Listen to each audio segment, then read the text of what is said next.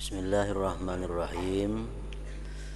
Riwayat hidup Imam Al-Ghazali rahimahullahu ta'ala.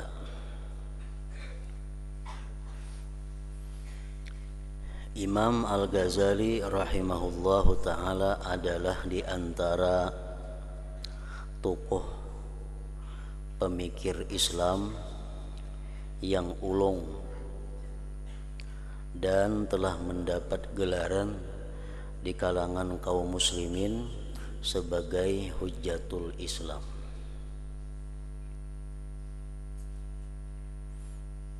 Dan beliau disepakati oleh para ulama bahwa orang yang paling berjasa di dalam mengembangkan syiar Islam pada abad yang kelima,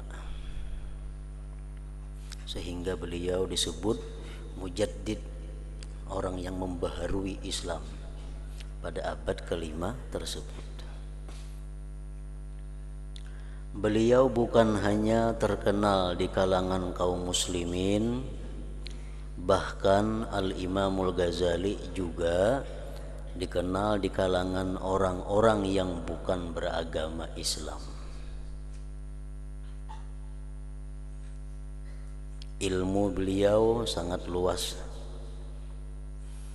Pengalaman dan keahliannya di bidang ilmu tasawuf dan pembentukan rohani sudah menjadi ciri-ciri keunggulan beliau. Sementara kitab Ihya Ulumuddin yang beliau tulis telah diakui kehebatan dan keagungan oleh kawan dan lawan.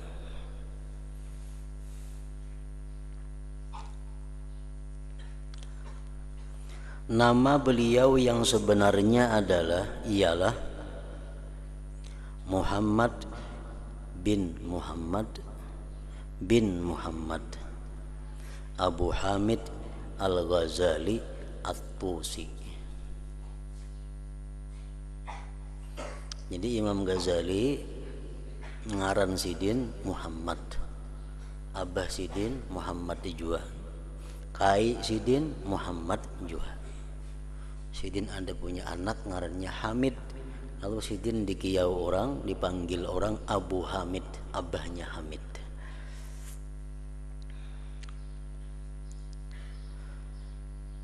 Beliau dilahirkan di kampung Ghazalah di kawasan Tus. Tus sebuah bandar, sebuah kota yang ada di utara Iran.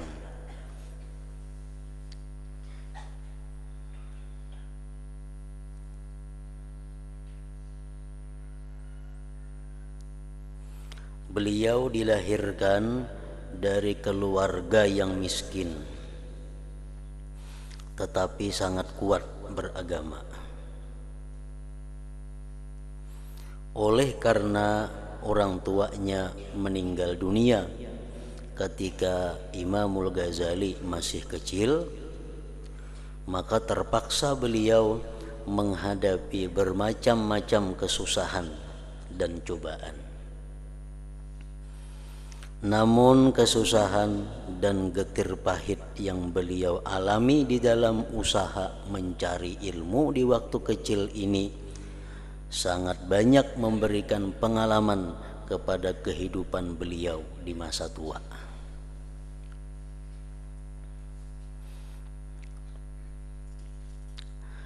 Pada mulanya Imam Al-Ghazali rahimahullahu ta'ala belajar di kampungnya sendiri.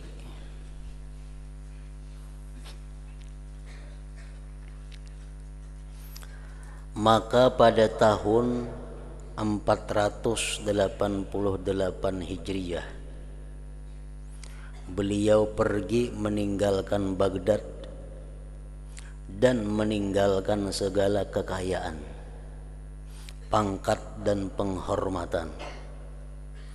Untuk seterusnya beliau melazimi diri mempelajari ilmu tasawuf dan penyucian jiwa. Jadi Imam Ghazali ini sebelum beliau dikenal sebagai seorang ahli tasawuf, beliau dulunya dikenal sebagai orang yang ahli di dalam bidang ilmu fikih, sehingga banyak beliau mengarang kitab-kitab fikih. Dan beliau juga dikenal dulunya sebagai ulama yang ahli di dalam bidang ilmu tauhid,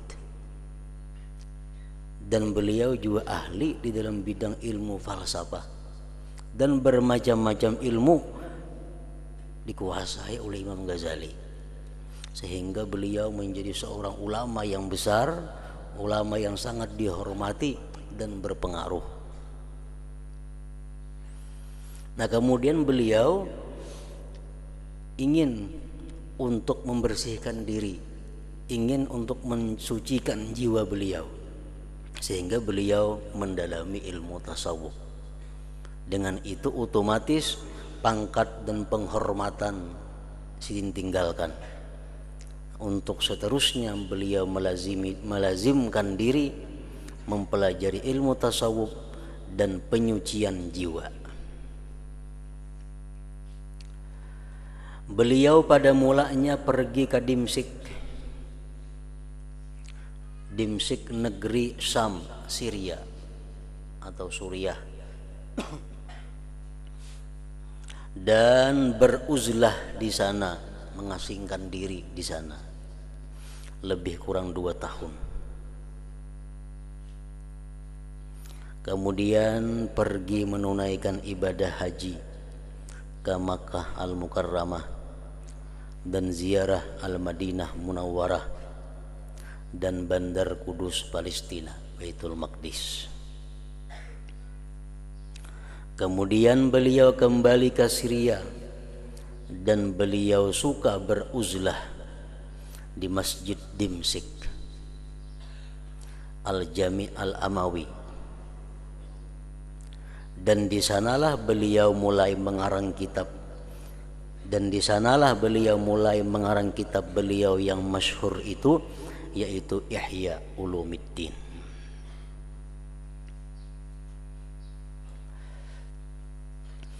Di dalam kitab manakib sejarah hidup daripada Al-Imam Al-Ghazali, bahwa beliau ini merupakan salah seorang yang ahli dalam berbagai bidang ilmu, dan tidak diragukan kehebatan ilmu beliau.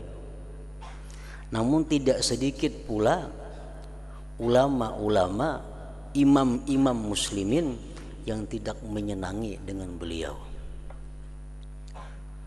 Dan itu adalah sesuatu hal yang biasa, karena beliau pun bagaimanapun hebatnya Imam Al-Ghazali, tetap beliau merupakan seorang manusia yang tidak terlepas daripada kesalahan dan kehilapan, karena beliau bukan seorang nabi, bukan seorang rasul yang pasti suci daripada dosa, suci daripada kesalahan.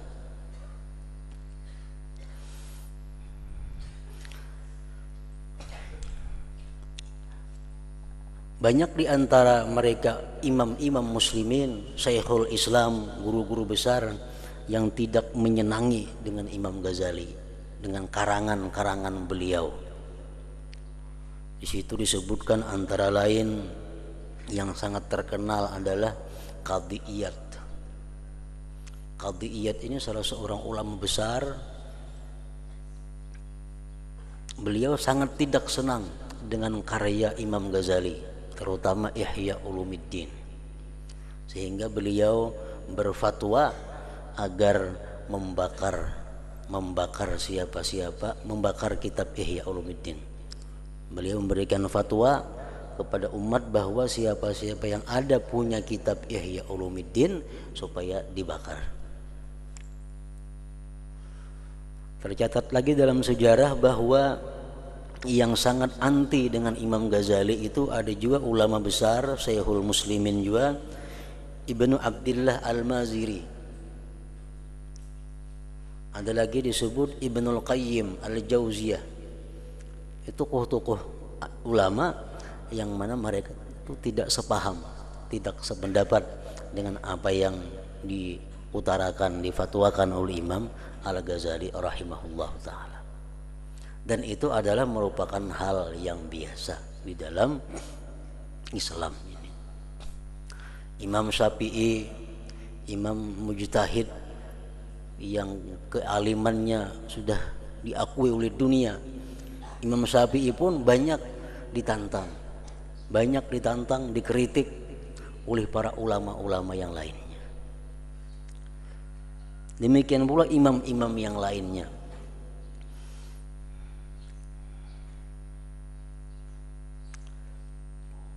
Jadi hampir boleh dikatakan bahwa tidak ada ulama di dalam dunia ini yang sehebat apapun ulama itu yang tidak ada mempunyai lawan atau orang-orang yang anti kepada mereka itu. Pasti ada orang yang tidak sesuai, yang tidak sepaham dengan pendapat yang mereka utarakan itu.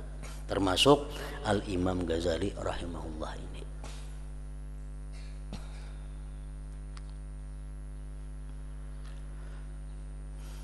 Namun banyak pula, tidak sedikit, bahkan boleh dikatakan mayoritas, kebanyakan para ulama-ulama itu sepaham, sepakat dan mengakui apa yang dikatakan, apa yang ditulis, apa yang difatwakan oleh Imam Ghazali.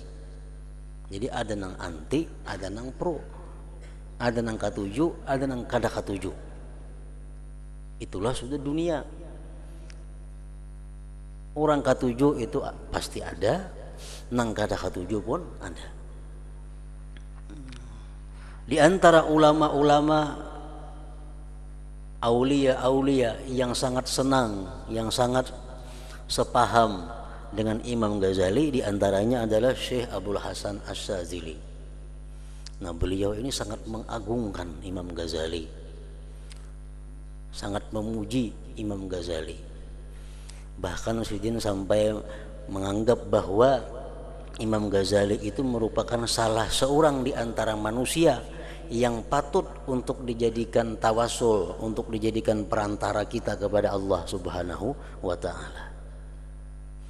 Jadi Imam Abdul Hasan Asy-Syadzili mengatakan, man kanat lahu minkum hajah ilallah falyatawassal bil Ghazali. Man kanat lahu minkum hajatun ilallah falyatawassal bil Ghazali. Ujar Sidin, barang siapa ada di antara kalian punya hajat kepada Allah, hendaklah dia bertawassul kepada Imam Al-Ghazali. Niscaya hajat itu akan ditunaikan oleh Allah Subhanahu wa ta'ala. Jadi bertawassul kepada Allah. Misalnya, ya Allah atau Allahumma bihaqqi Abi Hamid Muhammad bin Muhammad Al-Ghazali ikdi hajati. Contoh tawassul. Ya Allah, dengan hak Abi Hamid Muhammad bin Muhammad Al-Ghazali ikdi hajati, tunaikan hajatku. Itu ngarannya bertawassul kepada Allah melalui Al-Imam Al-Ghazali. Ada lagi ulama yang sangat senang, yang memuji Al-Imam Al-Ghazali. Di antaranya adalah Al-Qutub Al-Yaman Ismail bin Muhammad Al-Hadrami. Beliau berkata, ujar Sidin, Sayyiduna Muhammad ibni Abdillah sallallahu alaihi wasallam Sayyidul Mursalin. Nabi Muhammad bin Abdillah itu merupakan penghulunya para rasul. Wa Sayyiduna Muhammad bin Idris Asy-Syafi'i Sayyidul Mujtahidin. Bermula Muhammad bin Idris Imam Syafi'i itu merupakan penghulunya imam-imam mujtahid. Wa Sayyiduna Muhammad bin Muhammad Al-Ghazali Sayyidul Musannifin. Dan penghulu kita Muhammad bin Muhammad Imam Ghazali itu merupakan penghulunya para pengarang kitab, Sayyidul Musannifin. Di antara yang memuji kepada Imam Ghazali lagi antara lain adalah kebanyakan daripada tokoh-tokoh mazhab Maliki, tokoh ulama dari kalangan mazhab Imam Malik. Mereka mengatakan an-nasu fi fadli ulumil Ghazali. Manusia itu seluruhnya adalah hanya merupakan sisa daripada ilmunya Imam Ghazali. Artinya kita ini semua kita pelajari ini itu merupakan labihannya daripada ilmu Imam Al-Ghazali rahimahullahu taala. Artinya apa? Sebagian besar ilmu itu ada pada diri Imam Al-Ghazali rahimahullahu taala.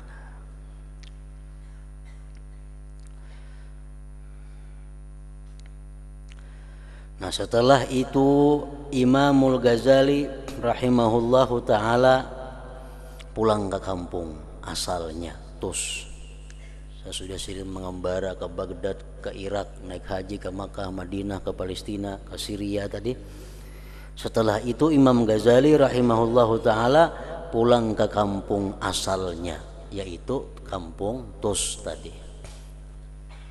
Dan tinggal di sana lebih kurang 6 tahun. Kemudian pada tahun 499 Hijriah beliau diminta oleh Fakhrul Malik, anak Nizamul Malik, supaya beliau dapat mengajar di madrasah Nizamiyah yang ada di Naisabur. Naisabur itu wilayah yang luas, termasuk Iran juga, masih dalam wilayah Iran. Oleh karena Imam Ghazali rahimahullahu ta'ala memandang bahwa beliau bukan hanya diciptakan untuk membimbing dirinya sendiri, tetapi juga untuk membimbing orang ramai, maka beliau bersedia memenuhi panggilan Fakhrul Malik untuk mengajar di Madrasah Nizamiyah Naisabur. Berangkat pulang Sidin ke Naisabur dan ikut bergabung untuk mengajar ilmu di Madrasah Nizamiyah Naisabur. Dan pada tahun 500 Hijriah telah terjadi pembunuhan terhadap Fakhrul Malik dan terjadi kekacauan di dalam negeri. Maka Imamul Ghazali rahimahullahu ta'ala memilih untuk pulang ke kampung asalnya di Tus. Lalu beliau mengasaskan, membangun sebuah madrasah dan zawiyah pondok berhampiran dengan rumah kediamannya. Nah, di sini di kitab Ampun Kun ini Kasubalah membaca, nah soalnya sambungannya ini sama lawan yang kita baca ini kedua.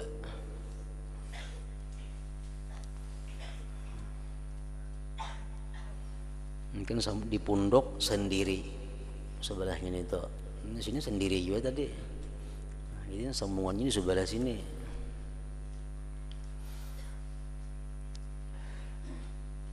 Lalu beliau mengasaskan sebuah madrasah dan zawiyah pondok berhampiran dengan rumah kediamannya. Maka sejak saat itu beliau Al-Imamul Ghazali hanya mengajar di situ dan menghabiskan umurnya dengan mengajar, mengarang dan mendidik murid-murid yang datang mengaji di madrasahnya, sehingga beliau dipanggil ke hadirat Allah Ta'ala pada tahun 505 Hijriah dan jenazahnya dikuburkan di Tabaran, Tus.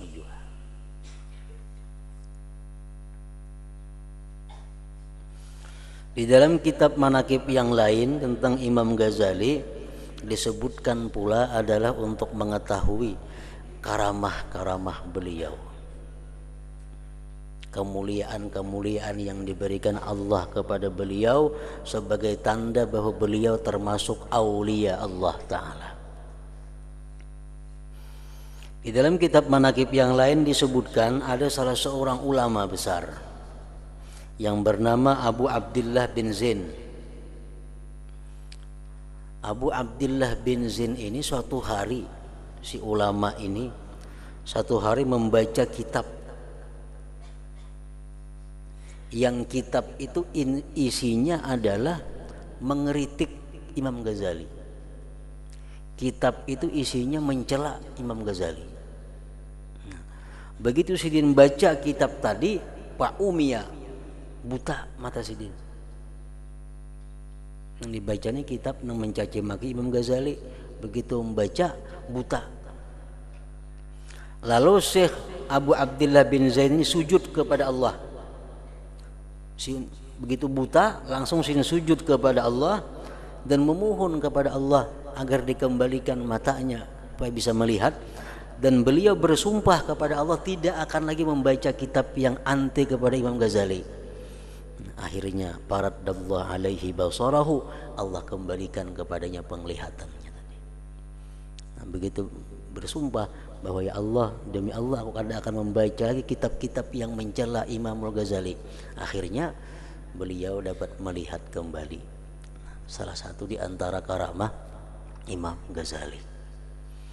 Nah, ada lagi disebutkan karamah Imam Ghazali adalah salah seorang ulama besar di Maghribi, Maroko.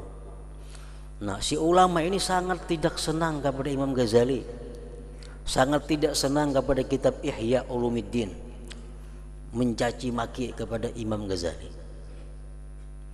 Lalu akhirnya si ulama besar ini mengeluarkan fatwa bahwa besok setelah hari Jumat, setelah sembahyang Jumat, semua yang punya kitab Ihya agar dikumpul di depan masjid dan untuk dibakar bersama-sama. Nah, pada malam Jumat itu si ulama besar ini bermimpi bertemu dengan Rasulullah Sallallahu Alaihi Wasallam. Dalam mimpinya itu ada juga di situ hadir Imam Ghazali rahimahullah taala. Nah, lalu Imam Ghazali di dalam mimpinya si ulama tadi melapor kepada Rasulullah, wahai Rasulullah, nah ini ulama si Fulan bin Fulan ini sangat mencela kepada ulun, sangat mencaci maki kepada ulun, sangat menghina kepada kitab karangan ulun. Nah, akhirnya Nabi kita mengambil tungkat, Sidin pukul si ulama tadi beberapa kali, pukul di belakang. Begitu bangun daripada guringnya, si ulama tadi melihat ke belakang, ada bekas pukulannya sebanyak 5 pukulan di belakang bebalar, bekas dipukul Nabi pada malam tadi. Nah, akhirnya si ulama tadi bertobat kepada Allah dan mencabut fatwanya tentang membakar kitab Ihya.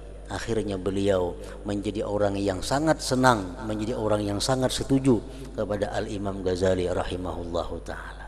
Nah, itu karamat-karamat yang diberikan Allah yang membuktikan bahwa Imam Ghazali adalah merupakan salah seorang di antara kekasih atau aulia Allah Subhanahu wa taala.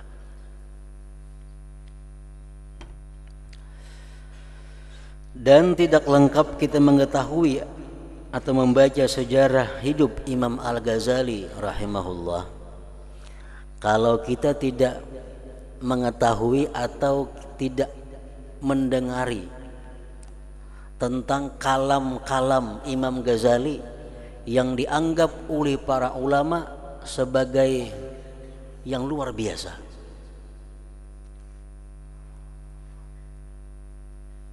Kada lengkap kita membaca satu manakib Imam Ghazali kalau kita kada sempat, kada mengetahui apa-apa kata-kata mutiara yang keluar dari mulut Imam Ghazali yang dianggap oleh ulama-ulama sebagai kata-kata yang tidak ada sebelumnya. Nah, seperti perkataan Al-Imam Ghazali rahimahullah. Ujar Imam Ghazali mengatakan, man fatahul lihaq bidarajatil akabir biddin lam yafuthu sawabu hubbihi lahum mahma ahabba dhalik. Nah, ini kalam perkataan Imam Ghazali yang dimasukkan oleh para ulama di dalam manakibnya. Man fatahul lihaq bidarajatil akabir biddin lam yafuthu sawabu hubbihi lahum mahma ahabba dhalik. Artinya barang siapa keluputan akan dia mendapati atau menghubungi dengan derajat orang-orang yang besar pada agama. Imam Ghazali, kalau kita sampai ke derajat sidin, kada akan bisa sampai ke derajat sidin. Kayak apa aja kita mengaji, kayak apa aja kita beribadah, kita kada akan sampai, kada akan bisa menyamai derajatnya Imam Ghazali. Kayak apa aja kita mengaji, kayak apa aja kita beribadah, kita kada akan bisa sampai ke derajatnya Imam Syafi'i. Karena itu orang-orang yang luar biasa pada masa dahulu. Nah, kalau kita merasa bahwa kita kada akan bisa sama ke derajat mereka, kalau kita merasa kada akan bisa sampai kepada kedudukan mereka, lam yaputhu sawabu hubbihi lahum, kita kada keluputan pahala untuk mencintai mereka itu. Nah, dengan bermodal cinta yang besar, dengan bermodal cinta yang sejati, kita akan bisa ditempatkan Allah sejajar dengan mereka itu. Inilah anugerah Allah Subhanahu wa taala memberikan mahabbah di dalam hati manusia itu. Dengan modal mahabbah, dengan modal kecintaan kita kepada orang-orang yang mulia, dengan modal kesenangan kita, kerinduan kita kepada orang-orang yang agung di sisi Allah, kita akan bisa dapat derajat mereka di sisi Allah Subhanahu wa taala. Al-mar'u ma'aman ahab yaumal qiyamah. Manusia itu nantinya beserta orang-orang yang dia cintai di akhirat. Kita kan akan bisa sampai ke derajatnya Rasulullah sallallahu alaihi wasallam. Bagaimanapun kita sungguhnya beribadah, sungguhnya kita menuntut ilmu, pasti kada akan sampai ke derajatnya Rasulullah. Tapi dengan kecintaan yang sangat besar di dalam hati kita kepada Rasulullah, dengan kecintaan yang penuh dari hati kita kepada Rasulullah, itu bisa akan mempertemukan kita dengan Rasulullah sallallahu alaihi wasallam pada hari akhirat nantinya.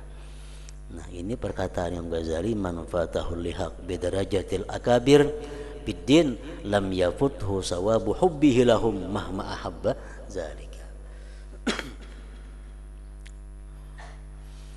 Di antara perkataan Imam Ghazali lagi, minadz dzunub ma yurithu su'al khatimah. Ujar Imam Ghazali, ada di antara dosa-dosa yang bisa membuat seseorang matinya su'ul khatimah. Ada dosa-dosa yang bisa membawa seseorang kepada mati, dicabut iman. Dosa apa? Wa huwa di'a'ur rajul al-wilayata ma'a faqdiha minhu, yaitu dosa mengakunya seseorang sebagai wali padahal dia bukan wali Allah Subhanahu wa taala. Kita ini merasa dalam diri, aku ini wali, merasa diri aku ini wali padahal ada wali. Nah, ini satu dosa yang besar yang mengakibatkan nantinya bahwa dia mati su'ul khatimah. Apa merasa misal bila berdoa kabul, berdoa kabul 5-4 kali sudah berdoa kabul, bah wali juga aku nih sudah, wali aku nih. Padahal kada mesti wali doa kabul nih tuh. Orang kafir gin mau dikabulkan Tuhan doanya karena lanjuran dari Allah.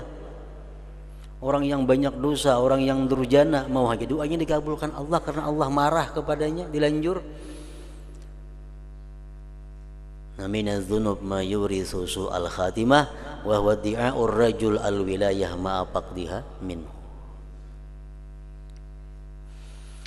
Di antara perkataan Imam Ghazali yang dianggap sesuatu yang luar biasa oleh para ulama-ulama adalah antara lain pula, mahma ra'aital ulama yataghayyarun wa yatahasadun wa la yata'anasun fa'lam annahum mushtarawul hayatad dunya bil akhirah fahum khasirun. Mahma ra'aital ulama yataghayyarun, bila mana engkau sudah melihat ulama itu saling cemburu, bila mana engkau melihat ulama itu saling cemburu, artinya apa? Ulama itu cemburu.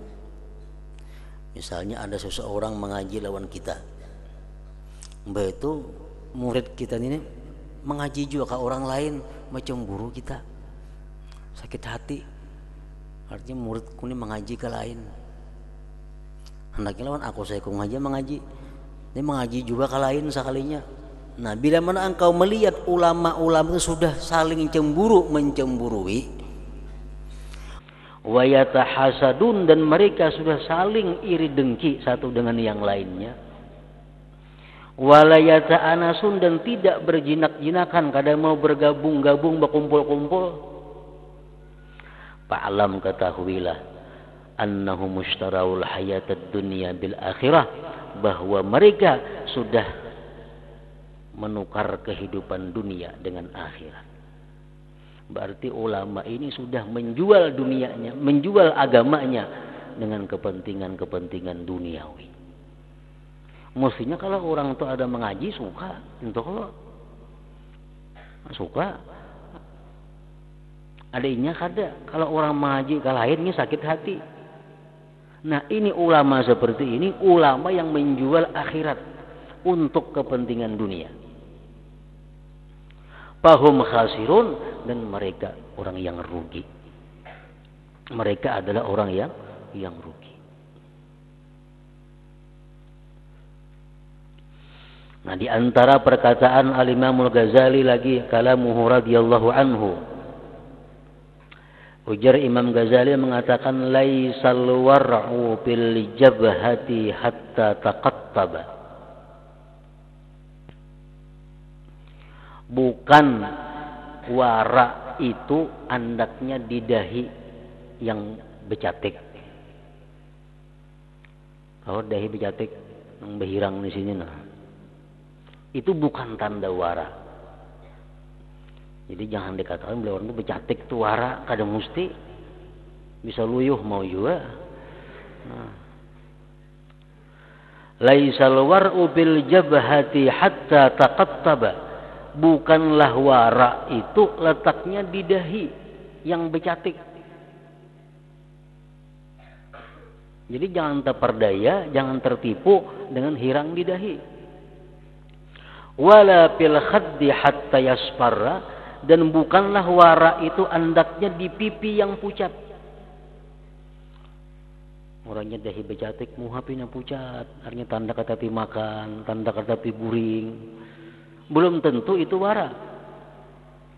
Wala fil zahri hatta yanhaniya, dan bukan pula wara itu letaknya di belakang yang bungkuk.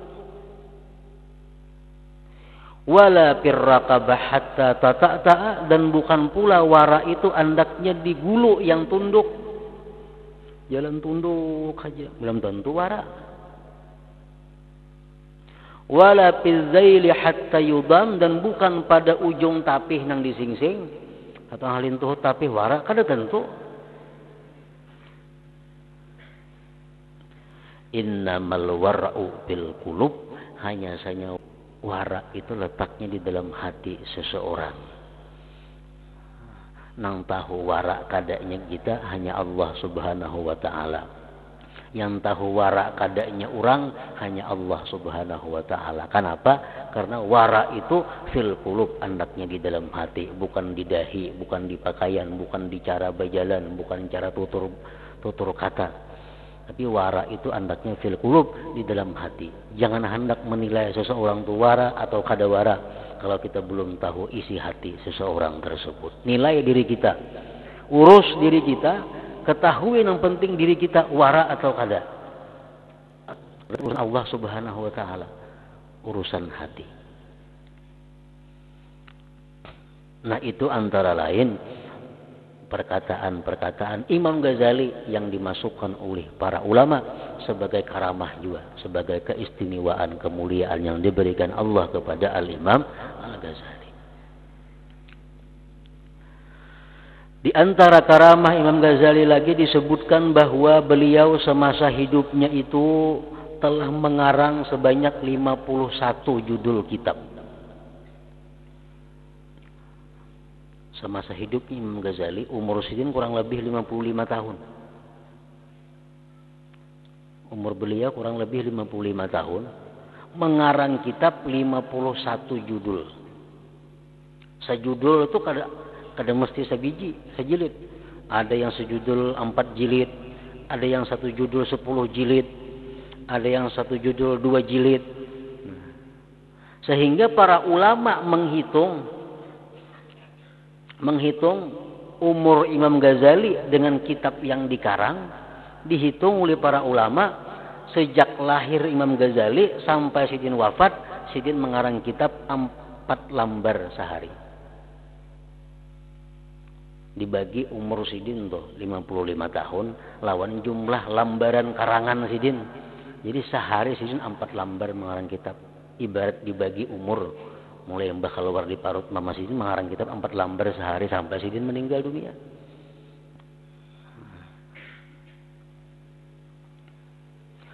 Nah, itu sebagian daripada karamah-karamah Al-Imam Ghazali rahimahullah. Al-Imam Ibnul Jauzi menghikayatkan daripada Imam Ahmad, saudara Imamul Ghazali rahimahullahu ta'ala, yang menceritakan peristiwa kematian Imam Ghazali rahimahullah ta'ala. Berkata Imam Ahmad dan sanak Imam Ghazali, Imam Ahmad Al-Ghazali, berkata Imam Ahmad tersebut setelah terbit fajar hari Senin 14 Jamadil Akhir tahun 505 Hijriah, saudaraku Imam Ghazali berwudu dan terus sembahyang subuh. Selepas sembahyang beliau berkata, bawa ke sini kain kafanku. Lalu beliau mengambil kain kafannya sambil beliau berkata, aku telah bersedia untuk datang memenuhi panggilanmu dengan penuh ketaatan dan kepatuhan. Setelah itu beliau menghunjurkan kakinya menghadap kiblat dan terus beliau menghembuskan napas yang terakhir untuk memenuhi panggilan Tuhannya dengan penuh ketenangan. Dalam riwayat yang lain, Imam Ghazali berpesan kepada khadam beliau. Jadi Imam Ghazali kepada khadamnya berpesan, kalau aku meninggal dunia, mayatku jangan hendak digarak-garak, jangan hendak dipindah-pindah, jangan hendak dimandii, jangan hendak disembahyangkan sebelum datang 3 orang yang tidak kalian kenal. Nah, jadi begitu wafat Imam Ghazali digenakannya dulu. Nah, akhirnya datang 3 orang. 3 orang yang katanya dikenal. 2 orang bertugas memandii. Nah, 1 orang bertugas jadi imam sembahyang jenazah itu. Nah, setelah selesai penguburan, 3 orang tersebut tadi hilang. Karena kelihatannya kemana perginya. Nah, beberapa tahun kemudian ternyata diketahui siapa yang mengimami jenazah Imam Ghazali itu, siapa yang memandii itu. Ternyata imamnya itu adalah Syekh Abu Abdullah Muhammad bin Ishaq ternyata imamnya adalah Asy-Syarif Syekh Abu Abdullah Muhammad bin Ishaq Amghar dari Maroko. Dari Maroko datang imamnya. Pada Maroko ke Irak itu saling jauhan. HP waktu itu kada ada lagi kabar berita, kada ada kabar HP, telepon kada ada. Nah, jadi datang. Adapun yang memandii itu adalah orangnya Abu Syuaib Ayyub bin Said lawan Abu Isa, orang dari Irak sana. Nah, itu berita tahu sudah beberapa tahun kemudian. 3 orang itulah yang bertugas, 2 memandii, 1 yang menjadi imam jenazahnya. Nah, setelah itu hanya orang kampung 4 mengganiinya, 4 membantu pelaksanaan jenazah Al-Imam Ghazali. Nah, kemudian perlu juga kita mengetahui tentang amaliyah wirid daripada Imam Ghazali yang mungkin bisa kita ambil manfaatnya, faidahnya. Imam Ghazali berkata, ujar Imam Ghazali, ma hasalali al-futuh wal barakah illa bihadhil aurat. Tidak hasil bagiku al-futuh, keterbukaan ilmu, keterbukaan hati untuk beribadah, keterbukaan hati untuk beramal kebaikan, Tidak hasil itu dan barakah-barakah kecuali dengan ini wirid. Wirid amalan Sidin inilah yang mengundang beliau dapat berkah. Wirid inilah yang mengundang beliau dibukakan Allah berbagai macam ilmu, dibukakan Allah berbagai macam hidayah. Nah, wiridnya Yaumul Jumat, hari Jumat, membaca ya Allah 1000 kali.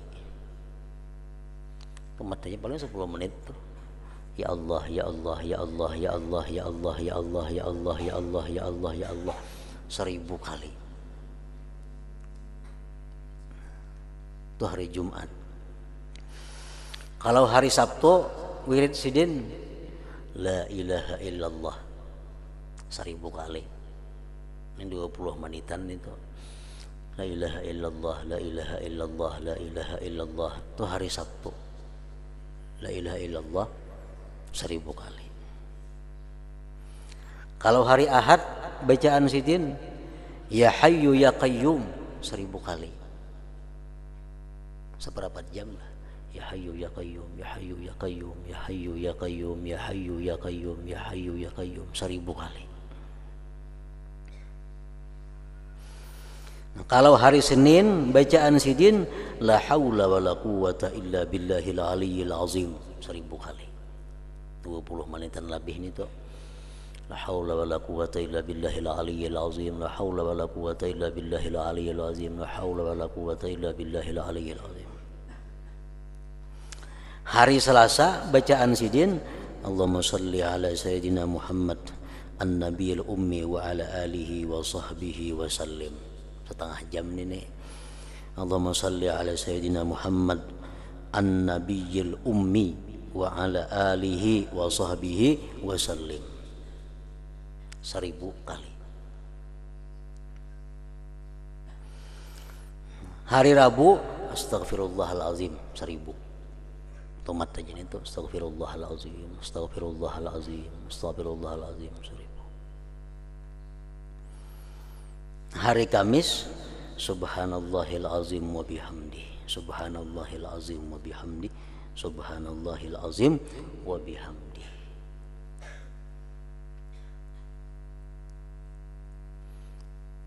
Nah, jadi wirid ini dahulunya aku masih kekanakan, dijajahkan oleh abahku untuk mengamalkan ini.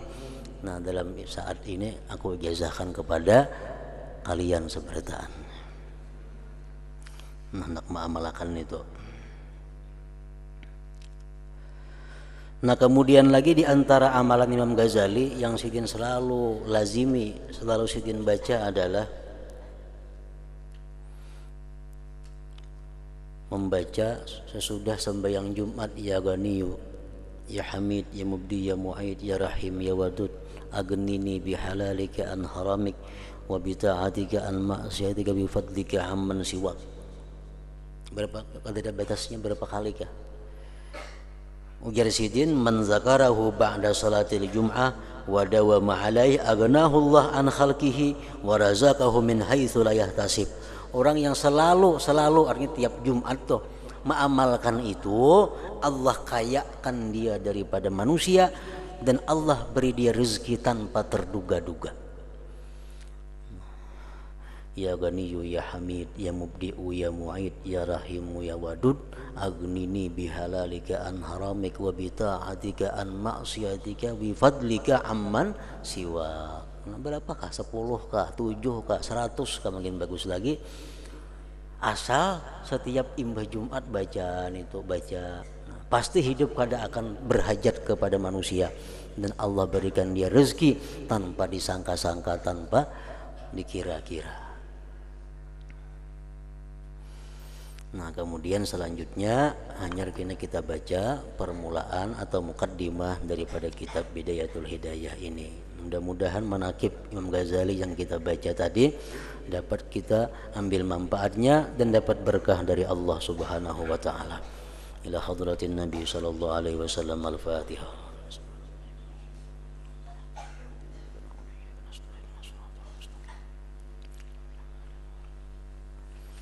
Bismillahirrahmanirrahim. Alhamdulillahirabbil alamin. Wa shalli wa sallim wa barik ala sayyidina wa habibina Muhammadin wa ala alihi wa sahbihi ajma'in.